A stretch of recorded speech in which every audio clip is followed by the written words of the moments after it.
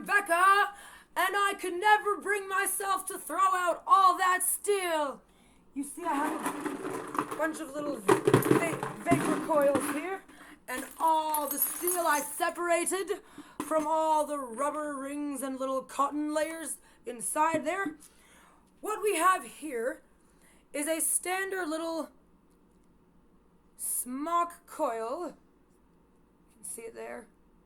Smok coil. And the first thing I do for the dismantle process is I take out, there was a little top here that I've taken out already though. The next thing, that was the first thing. The very next thing is the outer rubber little rings. You see there's one, and then two, and then three. 1, 2, 3. And then there's the wires, the spring, and the first layer of cotton inside there. Like this.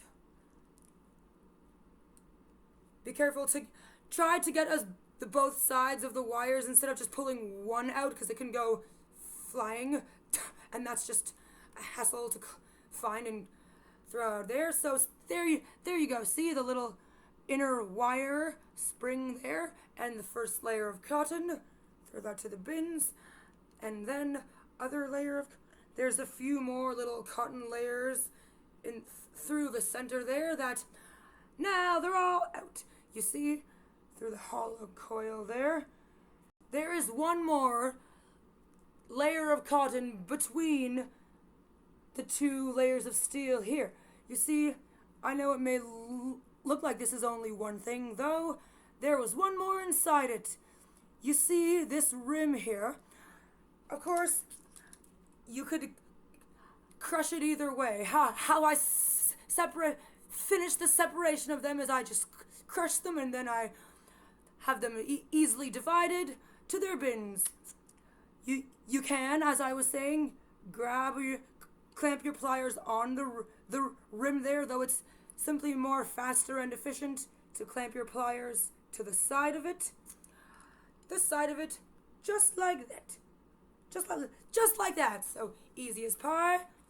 1, 2, 3. And then again. Oh, sometimes you don't need to do it again. Look at that. Look at that. Then I grab my little pliers, and you see, you pull the steel pieces out.